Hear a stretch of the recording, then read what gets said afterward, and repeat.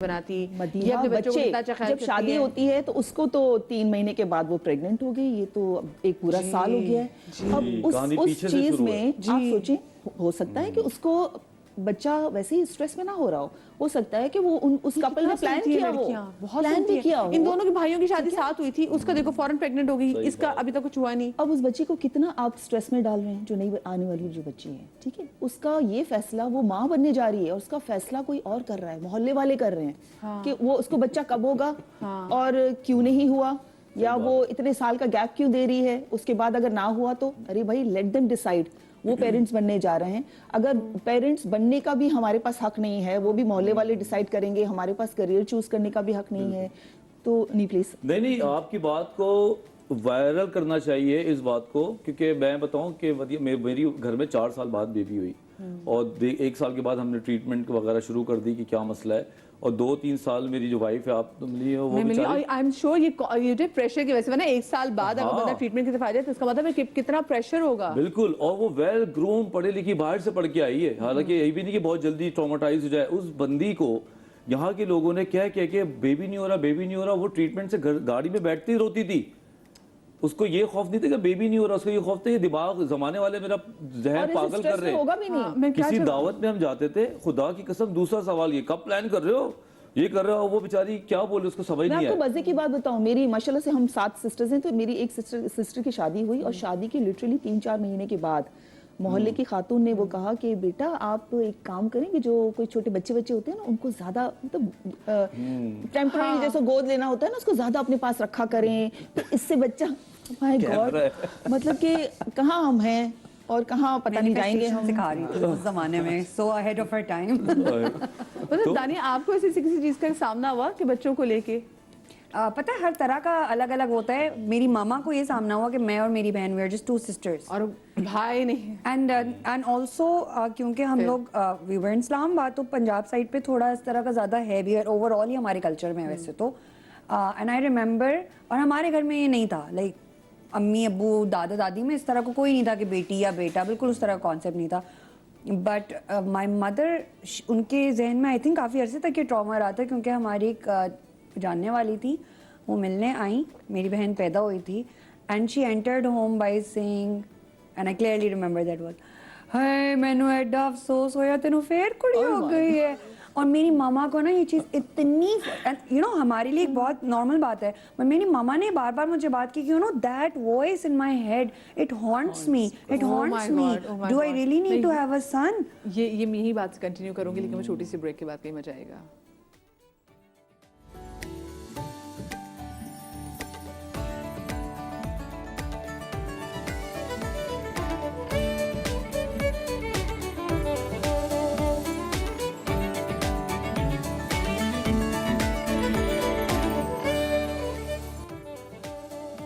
جی, break کے بعد ہم آپ کو ایک بار پھر سے خوش آمدید کہتے ہیں, اور ہم جناب بات کر رہے تھے دانیہ سے. دانیہ اپنے بچپن میں, اسپیشلی اپنی امی کی جو بات ہمیں بتا رہی تھی, کیونکہ آپ لوگ 2 بہنیں ہیں, اور جب آپ پیدا ہوئے اس کے بعد جب آپ کی بہن پیدا ہوئی, اور آپ نے بتایا کہ خاندان کی کوئی عورت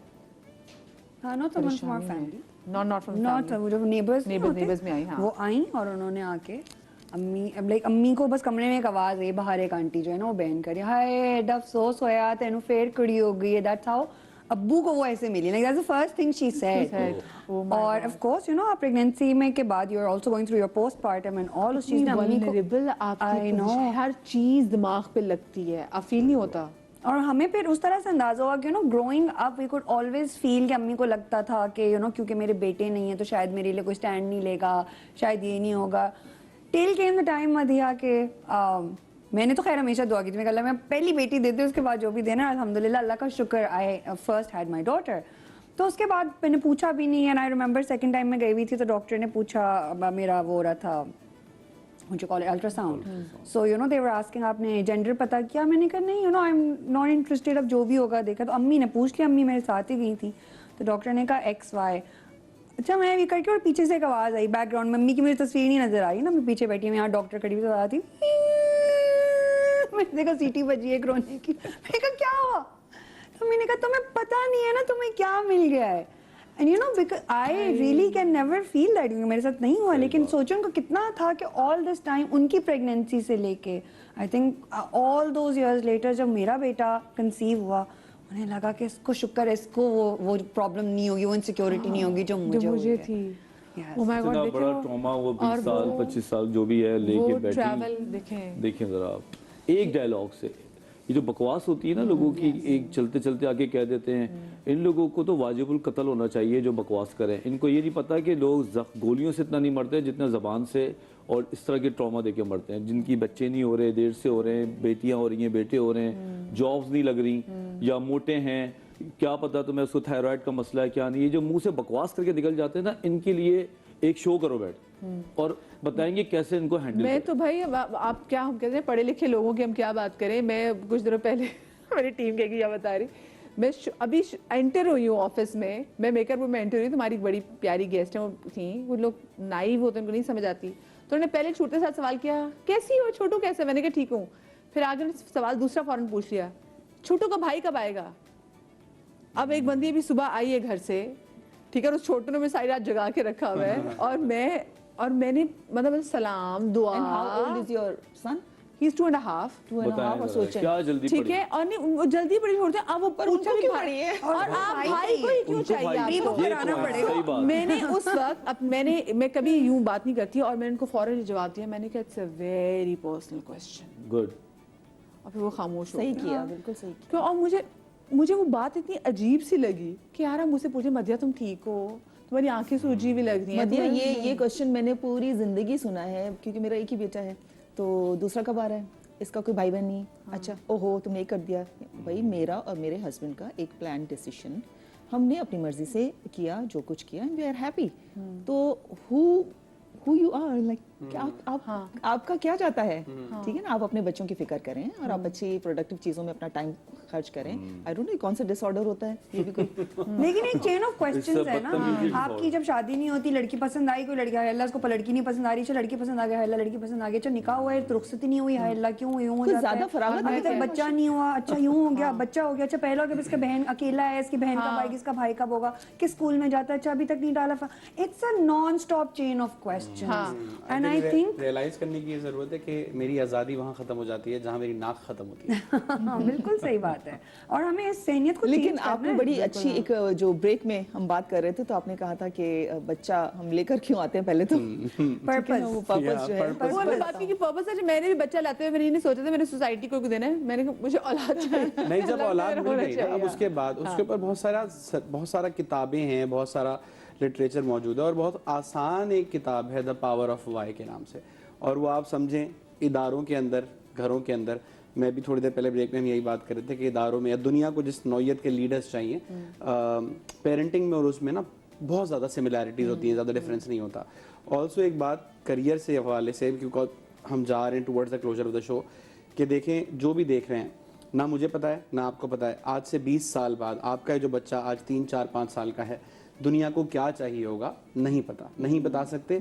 आर्टिफिशियल इंटेलिजेंस के आने के बाद 5000 साल का सफ़र 1 साल में होगा। दुनिया पिछले 5 सालों में 2 बड़े चेंजेस से गुजरी है, जिसमें से एक कोविड है, एक आर्टिफिशियल इंटेलिजेंस है। सारा सिस्टम दुनिया का चेंज हो चुका है, काम चेंज हो चुके हैं, करियर्स बदल चुके हैं। मैं और आप बस एक काम कर सकते हैं, हम सोचना सिखा सकते हैं, उसके ऊपर फोकस करें कि बेहतर से बेहतर सोचना कैसे है, तदब्बुर करना That's it. सिखा सकते हैं। नबिहा मुझे ये बात बताएं, वैसे अगर हम अपनी प्रोफेशनल लाइफ में भी अगर देखें तो उसमें भी बड़ा मवाजना होता है, एंड समहाउ वो जब डिस्क्रिमिनेशन के हवाले से बात करते हैं, हम तो क्योंकि आज हमारे शो में तो वैसे हमने कंपैरिजन और कंपटीशन के हवाले से बात कर रहे थे, जो कि डीपली रूटेड है हमारे अंदर ना, वहाँ हम उसे भाग नहीं सकते। वो तो जो हमारा स्कूल का रिपोर्ट कार्ड भी आता था ना, तो उसमें भी कहा जाता था अच्छा तुम्हारे इतने नंबर हैं, फलाने के तो बच्चे कितने नंबर हैं, मतलब ये ज़रूरी नहीं मेरी अम्मी ने किया, लेकिन हम ये होता है यूजुअली। फिर हम ऑफिस में हम देखते हैं कि किसी लड़की को, मतलब कंपटीशन तो बहुत होता है जब तालीम में देखा जाए कि जो उसके कितने मार्क्स हैं उसके कितने मार्क्स हैं, बट समहाउ एक लड़की को वैसी बड़ी पोस्ट नहीं मिलेगी। ये हमने डिफरेंट लेवल्स के डिस्क्रिमिनेशंस भी देखे हुए हैं। तो डू यू थिंक कि क्या कभी कोई एंड हो सकता है इसका? कंपटीशन चाहे दोनों में, दो एंकर्स हैं, एक फीमेल एंकर, मेल एंकर, दोनों में कंपटीशन बड़ा टका के, मेल एंकर को पैसे ज्यादा होंगे, फीमेल के एंकर के पैसे कम होंगे। ये भी बहुत होता है ना, जैसे एक्टर्स में होता है। देखें, सब कुछ गुजर जाता है लेकिन सब कुछ भुलाया नहीं जाता।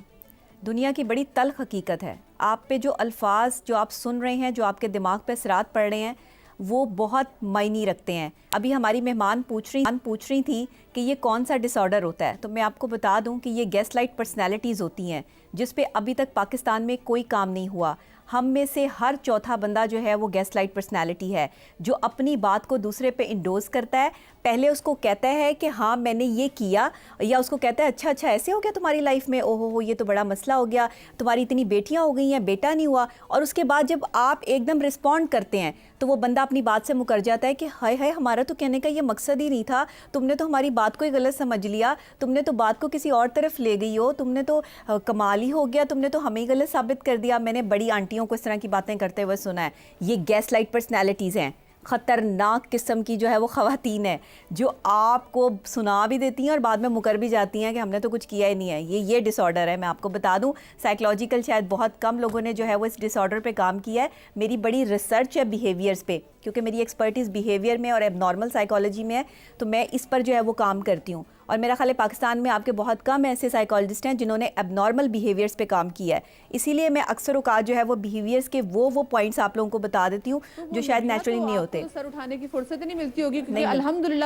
بھرپور ہر ایک کے اندر یہ ایب نارمل کوالٹیز بے تحاشا ہیں. ہمارے لوکل زبان میں نا اس ڈس آرڈر کو کہتے ہیں بی جمالو.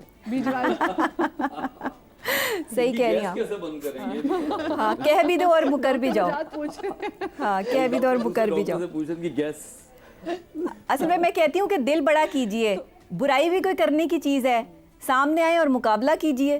یہ کیا بات ہوئی کہ آپ جو ہے وہ برائی کرنے بیٹھ گئے اور کبھی منہ پر ہی کہہ دیا کہ تم غلط ہو یا تمہارے ساتھ یہ ہو رہا ہے, اور دوسرے بندے کو مینٹل سٹریس میں لے گئے. کمپٹیشن میڈیا ہو, کمپٹیشن کوئی کمپنی ہو, کمپٹیشن دنیا ہو, ہر جگہ پہ موجود ہے. آپ کو صرف اپنی بیلٹی بڑھانی ہے. آپ کو کسی سے کمپٹیشن میں نہیں آنا کہ وہ کر رہا ہے تو میں اس سے بہتر کر کے جو ہے وہ دکھاؤں. آپ جتنا کر سکتے ہیں اپنی بساط کے مطابق اتنا کریں, اور اگر کمپٹیشن میں اترنا ہے تو پھر پورے کانفیڈنس کے ساتھ اتریں کہ میں یہ کر کے ہی دم لوں گا. آپ نے پھر کسی کی بات پہ توجہ نہیں دینی کہ کوئی آپ کو کیا کہہ رہا ہے, ڈسکریج کر رہا ہے, انکریج کر رہا ہے. لوگوں کے رویے آپ پر اثر انداز نہیں ہونے چاہیے, بیہیویئرز اثر انداز نہیں ہونے چاہیے. آپ کا ایک اپنا ایٹیٹیوڈ اور کانفیڈنس لیول ہونا چاہیے جس میں آپ جو ہے وہ پوری طرح سے جو ہے وہ صلاحیت کر سکیں. دیکھیں کمپیریزن وہاں پہ ہوتا ہے جہاں پہ آپ تسلیم نہیں کرتے دوسرے کو, جہاں پہ آپ دوسرے کی اچھائی کو قبول نہیں کر رہے. جہاں پہ آپ کسی سے محبت کرتے ہیں نا, وہ ایک ہی شخص ہوتا ہے اور اس کے ساتھ کمپیریزن نہیں ہوتا. اس پر میں کیونکہ میں ذرا تھوڑا سا جو ہے وہ سوشل سائیکالوجی کے حوالے سے بات کرتی ہوں, تو میں اس لیے چھوٹے چھوٹے شعر بھی آپ کو بیچ میں سنا دیتی ہوں کہ کسی اور کو میں تیرے سوا نہیں چاہتا, کسی اور کو میں تیرے سوا نہیں چاہتا, سو کسی سے تیرا موازنہ نہیں چاہتا. مطلب آپ اس کا موازنہ کبھی بھی کسی شخص کے ساتھ نہیں کریں گے جسے آپ پسند کرتے ہوں گے. ہمیشہ یہ ڈسکریجمنٹ وہیں پر ہوتی ہے جہاں پہ آپ دوسرے سے نفرت کرتے ہیں یا آپ دوسرے سے سڑتے ہیں یا اس کے لیول کو کمپیٹ نہیں کر پاتے. مجھے ابھی آپ کی سی بات سے یاد ہے, جو میاں بیوی میں بھی آپس میں کمپیریزن شروع کر دیتے ہیں نا, یا کمپٹیشن شروع ہوتا ہے کہ جی کون پہلے بات کرے گا. تم نے بھی مجھ سے بدتمیزی کی تھی تو ٹھیک ہے, پہلے مطلب ایگو اتنی آ جاتی ہے کہ آپ ایگو کے چکر میں اور کمپٹیشن کے چکر میں کہ نہیں میں تو ذرا سوری نہیں بول سکتا, اسی کو مجھ سے سوری بولنا ہے, سوری بولے گی تو یہ بولے گی, اور اس چکر میں آپ نا پورا کا پورا ریلیشن شپ ہے وہ برباد کر ڈیمیج ہو جاتا ہے. تو یہ اب میاں بیوی کے درمیان بھی ایسی بہت ساری چیزیں آ جاتی ہیں. مریم ہمارے ساتھ کالر بھی موجود ہے. السلام علیکم.